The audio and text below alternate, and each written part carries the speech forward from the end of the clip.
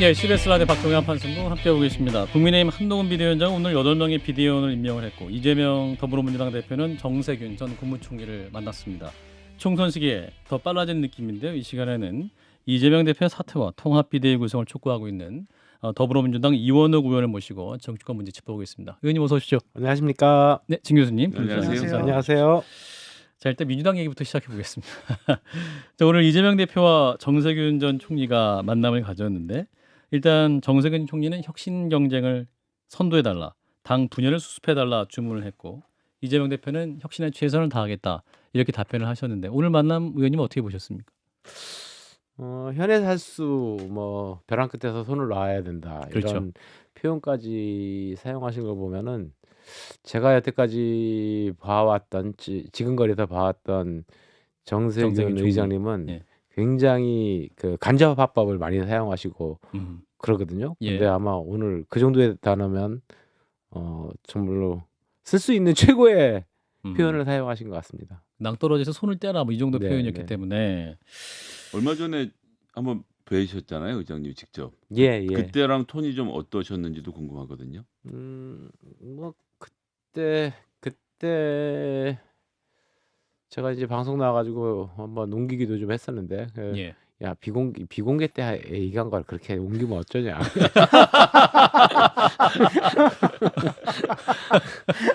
좀 핀잔도 듣고 혼나기도 좀 했고 저도 예. 개면 찍기도 하고 뭐 그러기도 했었는데요. 한 번 더 네, 혼나시죠. 당시에 한 번 더 혼나시죠. 이미 옮긴 거니까 그거는. 예. 자기가 여태까지 정당을 해보면서 예. 민주당이 이렇게 민주주의가 훼손된 적이 없었다. 최악이다. 이런 표현을 하셨거든요. 예. 그러니까 그 연장선에서 보면은 딱 맞을 것 같고요. 뭐 그냥 당시에는 뭐랄까 뭐 이재명 체제에 대한 뭐 그 민주주의가 파괴됐다 이런 말씀을 하셨지만 예. 당장 이재명 당대표가 어떻게 해야 된다라고까지는 말씀을 안 하셨는데 예. 오늘은 그 후속타의 말씀을 하신 게 아닌가 싶습니다. 이게 사퇴하라는 얘기지 않습니까? 그 혁신 경쟁을 선도해달라. 네. 현에 살 수 알아. 내려놔라. 내려놓음으로써 지금 국민의힘은 이제 혁신에 들어갔으니까 너희들도 그 경쟁을 해라 이 말씀이신 것 같은데 지금 그 신당 창당을 그렇다고 해서 이분이 또 이렇게 이낙연 전 대표의 그 신당 창당 이 움직임에 힘을 실어 주시는 것 같지는 않더라고요. 정세균 전 총리. 그렇진 않습니다. 예. 그러니까 이분 생각은 이낙연 전 대표 나가지 말고 이재명 대표는 물러나라 예. 이 얘기인 거죠, 그러니까. 민주당 틀에서 모든 혁신을 문제가 하고 해결된다. 민주당 틀로 선거를 치르자라고 하는 생각은 확실하신 것 같습니다. 현재까지 분위기는 어떻게 판단하세요, 의원님? 이재명 대표가 움직이실까요? 아직은 그런 움직임은 안 보입니다. 그렇군요. 지금 이낙연 당장 저희 예. 원칙과 상식 의원들한테 예.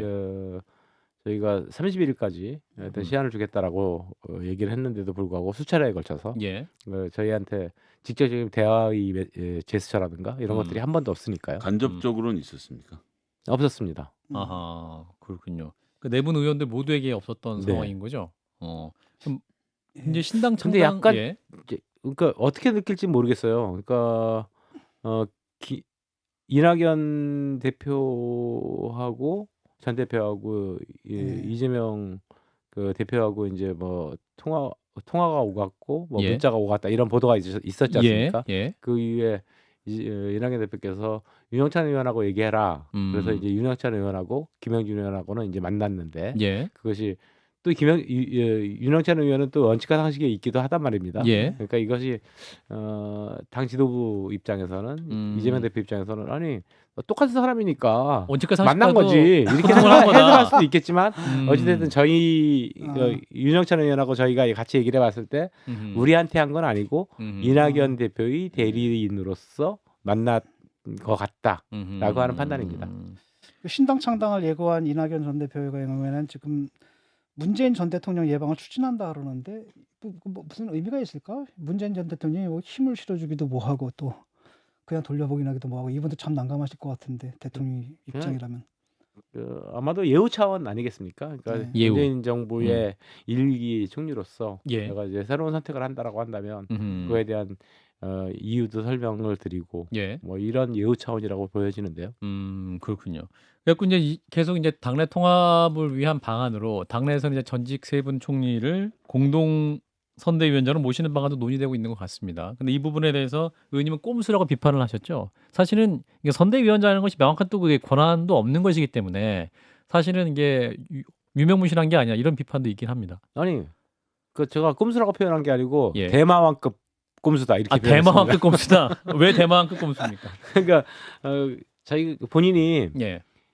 이제 공천은 다 해놓고 사실상 이제 공천 작업이 뭐 이제 다들 여기 전문가들이시니까 너무 잘 아시겠지만 예. 지금부터 당의 변화와 혁신 뭐 이런 것들을 보여주는 거는 공천 과정에서 누구를 잘라내고 어떤 인물을 영입 수혈해 가지고 공천할 것인가 예. 이게 굉장히 중요한 마지막 보여주는 선거 전략이거든요. 예. 근데 그거는 이제 다 해놓고 선대위원회 위원장으로서 공동 선대위원장으로서 일을 해라.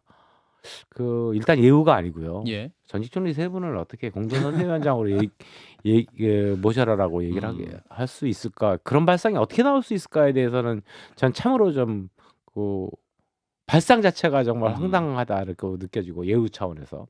두 번째로는 만에 지금 내년도의 선거가 과연 이길 것인가, 민주당이 이길 것인가, 예. 국민의힘이 이길 것인가라고 하는 거에 대해서는 여러 전문가나 언론에서마저도 논쟁들이 많이 있지 않습니까? 예. 근데 만일 지면 아니 나는 책임 없어. 세 분 총리들이 선대위원장 맡아서 한 선대위원장 거니까 탓을 할 여러분들이 것이다. 책임지면 되는 거지. 이런 판단이 깔려 있을 것이다. 그래서 제가 대마왕급 꼼수다라고 이런 말씀드렸습니다. 가운데 이제 공천관리위원장 물망이 오른 분 명단이 나왔습니다. 이명백 고려대학교 정치외교학과 명예교수 이분이 이제 내일쯤 발표될 수도 있다라는 언론 보도도 있는데 의원님 어떻게 판단하십니까? 이명백 교수 공천관리위원장 외부인이시잖아요. 그러니까 꽤 이제 강직한 걸로 원래 알려져 있고요. 저도 이제 예. 개인적으로 뭐 강의도 들어보고 민주주의 문제에 대해서 아주 이런 분인데 예, 이론가시고. 근데 문제는 조금 이재명 대표와 거리를 좀 두는 분들로서 했으면 좋았겠다. 예. 그리고 정치에 대해서 조금 더 근접하게 상황을 파악할 수 있는 분이었으면 좋았겠다 이런 생각이 드는데 뭐 지금 이명백 교수님은 초창기에 경선 때 이미 대선 경선 초창기에 이재명 캠프의 정책팀 일원으로 참가했고 라고 하는 것을 본다면 이미 이재명계로서 분류될 수 있는 이재명의 사람으로 분류될 수 있는 사람 아니겠냐라고 하는 것으로 평가할 수 있겠고요. 그렇다면 또다시 또 이재명 사람을 하는 거구나라고 평가받을 수뿐이 없을 것 같습니다. 친명이기 때문에 네. 한계가 분명히 있을 것이다. 네. 그래도 민주당은 이제 시스템 공천을 자랑하고 있기 때문에 이제 공명정당히 할 수 있는 방법은 없을까요? 믿을 수 없는 겁니까? 시스템 공천이라고 하는 것의 용어에 숨어 있는 음모 이런 것들 너무나 잘 아실 거 아니겠습니까? 진 교수님은 출마한 적이 없습니다. 모르십니다. 문제는 뭐냐면 민주당의 가장 큰 문제는 가장 민주적으로 하면 가장 독자적인 결과가 나오는 거예요. 지금 시스템 자체가 그렇게 돼 있거든요.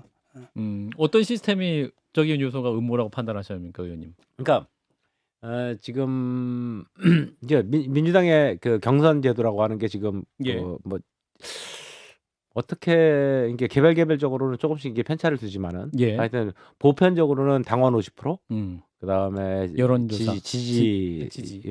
국민 50%의 여론조사 이렇게 예. 합니다. 근데 국민 50%의 여론조사는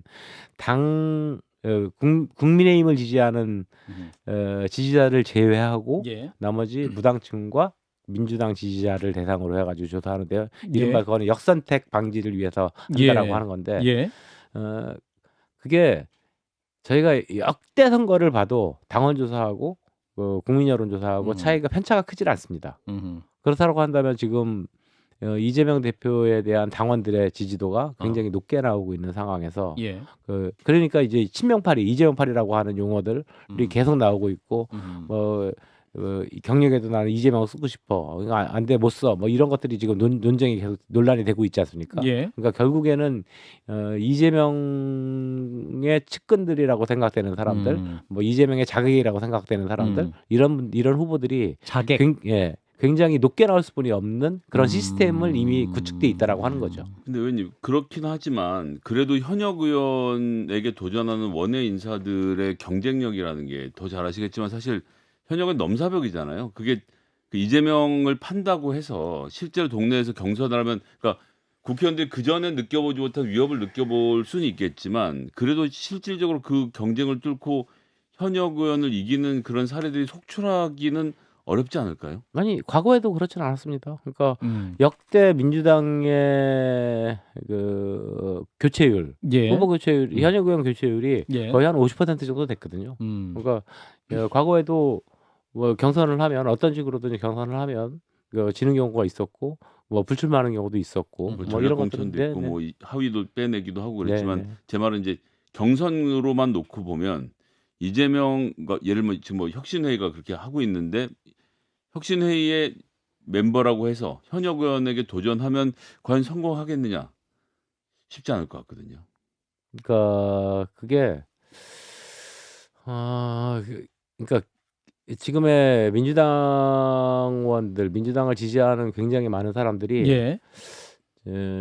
김어준을 비롯한 그 유튜버들한테 캡처되어 있는 경우가 굉장히 많습니다. 예.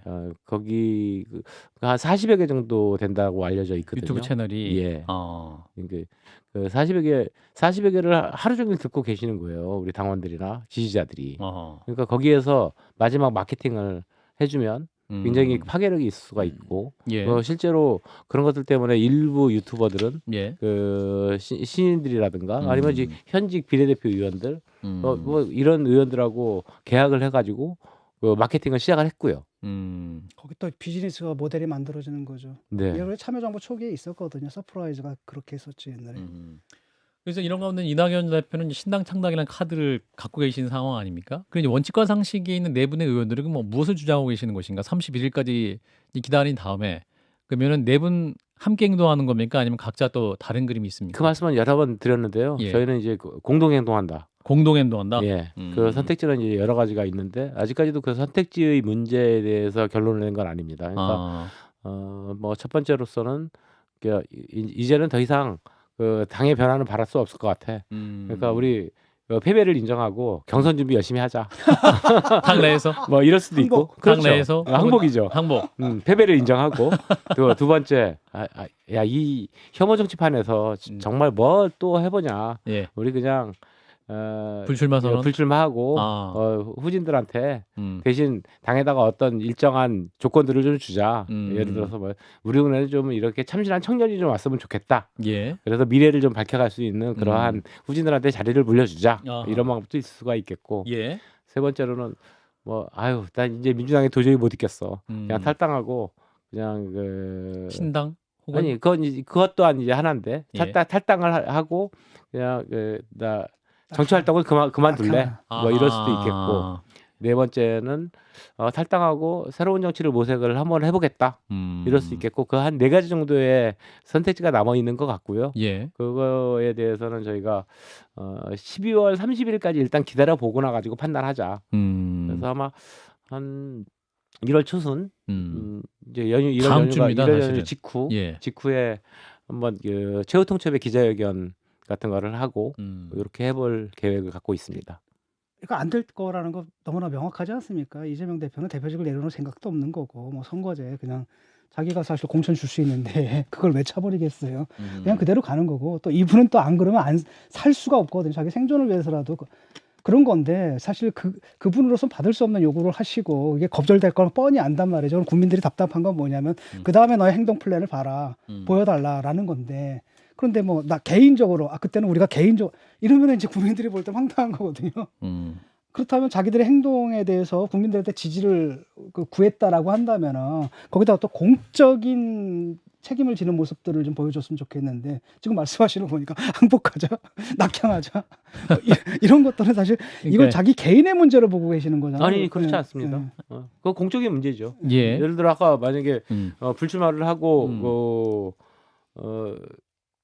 새로 우리는 말 안 한다 하더라도 어떤 가이드라인을 주고 우리 지역은 최소한 이러이러한 그 공적인 관계로서 뭐 젊은 세대한테 공천을 주라. 예를 들어 이런 것들도 또한 공적인 행위죠. 그러니까 수위는 낮지만. 예. 네. 자 이런 가운데 남평호 전 국무총리실 민정실장이 본인이 대장동 의혹을 언론에 최초로 보도했다는 사실을 밝히면서 제보했다 밝히면서 또 이 민주당 지지자들 사이에서는 새로운 또 분열의 감정적인 충돌이 시작될 조짐을 보이고 있고 사실 이분이 그러면 이낙연 전 대표와 굉장히 가까운 분이기 때문에 이게 두 분 사이가 좀 회복될 수 없는 사이가 된 것이 아니냐 이런 전망도 있습니다. 의원님 어떻게 판단하십니까? 뭐 그거에 대해서야 지난 대선 이후에 계속해서 흘러나왔던 얘기 설이죠. 때문에 예, 이낙연 쪽에서 줬다라는 설이 좀 있었는데 이게 예, 실제로 예. 본인이 내가 줬다라고 지금 밝히신 거잖아요. 그래서 뭐 그리고 이미 그 전에 예. 재판 과정에서 드러났었고. 기자가 예. 기자가 음. 이낙연 측으로부터 받았다라고 예, 뭐 그런 하는 얘기 사람도 있었고. 있고 그래서 그걸 확인시켜 줬을 정도의 영향이 있을 뿐 뭐 그렇게 그것이 또다시 증폭이 돼가지고 더 많은 갈등이 빚어진다거나 이러지 않을 것 같습니다. 그러니까 이낙연 대표 입장에서는 대장동 사건이 있었고 대장동 사건의 본질은 뭐야? 이것이 근데 그것 때문에 사실 대선에 진 거야? 라고 하는 이게 항변도 할 수 있는 거거든요. 그러니까 그럼 이낙연 전 대표는 제보했던 사실을 모르셨던 겁니까? 진성준 의원 그것까지는 제가 모르죠. 제가 그쪽 캠프에 있지 않아가지고 공식적으로는 모르는 거지만은 비공식적으로 점점점이죠. 알겠습니다. 자 민주당 얘기. 근데 대체적으로 후보 경선 과정에서 그런 네거티브한 문제는 예. 후보하고 상의를 안 합니다. 네, 저도 당시에 정세균 그 캠프에 있었는데 뭐 그런 저희야 뭐 네거티브한 거를 해보진 않았지만 실제로 저희한테도 많은 제보들이 들어왔었거든요. 이거 쓸 것인가 말 것인가 했을 때 이거 후보하고 상의해? 아니야? 그건 우리끼리 만약에 하더라도 우리끼리 해야지 이렇게 결정하고 말지. 자 이낙연 전 대표 신당 창당의 길을 지금 가고 있는 겁니까? 그건 확실해 보입니다. 아 신당 창당 확실하다? 네. 아 그런가요? 이제는 더 이상 회군할 수 있는 명분 자체가 사라져 버린 것 같습니다. 현역 의원 중에 함께 하실 분이 있습니까? 현재로서는 없습니다. 없습니까? 네. 그 원칙과 상식도 기본적으로 이낙연 전 대표하고 행보를 같이 하겠다 말겠다를 상의하시는 사이는 아닌 거죠. 아니죠. 네. 아하. 별개의 정치적 행동으로 봐야 되겠죠. 원칙과 상식의 입장에서 봐도 이낙연 신당 창당에는 찬성할 수 없다는 입장이신 건가요? 그러니까 조금 더 만약에 신당을 간다 하더라도 조금 더 비전과 가치 연대를 어떻게 해낼 것인가라고 하는 거에 대한 국민들한테 설명이 명확했으면 좋겠다라고 하는 거가 원칙과 상식이 만약에 아까 말씀드렸던 네 번째 선택지를 간다면 그런 것들을 중심으로 저희는 논의를 하고 있는 상황인데 근데 그 이낙연 대표께서는 이제 그런 부분이 좀 부족했지 않았냐라고 하는 아쉬움이 좀 있습니다. 그렇군요.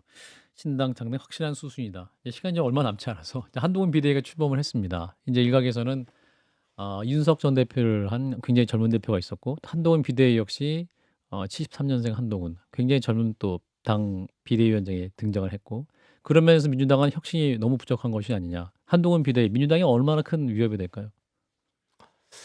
잘 모르겠어요. 그러니까 한동훈 비대위원장이 처음에 이제 취임을 하면서 썼던 용어들, 동료 시민이라든가, 공공선 이런 용어를 보면서 저는 굉장히 놀랐습니다. 그리고 이런 용어를 정도를 쓸 수 있다라고 한다면 철학적 기반이 있는 건데 공화주의에 대한 철학적 기반이 있는 사람이 그 70년대생이 등장한다면 정말 민주당으로서는 그리고 한국 정치의 기존 정치인들로서는 굉장히 파괴적일 것이다라고 하는 생각이 들었었거든요. 그러면 그 이후에 자기의 그러한 철학을 어떻게 심어갈 것인가라고 하는 문제가 남는데 그 철학을 너무 또 제2의 그 혐오 정치로 심고 있는 거 아니냐, 갈라치기로 심고 있는 거 아니냐. 그러니까 이번에 오늘 발표한 비대위원들의 면면을 봐도 젊은 층이 잘 포진됐다라고 하는 거는 보이지만 그것은 결국에는 뭐 민경우 소장 같은 경우를 1번으로 발표한 이런 과정을 보면은 그래 민주당의 이 운동권 기득권과의 대립관계를 어떻게 선명하게 부각시켜 가지고 해볼 것이냐 이런 건데요. 그러다 보니 이제 그러지 취임사에서 썼던 그 공화주의적 용어, 국민통합의 용어 이런 것들은 좀 배치되는 거 아닌가 아쉽습니다. 일단 오늘 여기까지 듣겠습니다. 더불어민주당 이원욱 의원이었습니다. 고맙습니다, 의원님. 네, 고맙습니다. 좋아요. 구독, 알림 설정.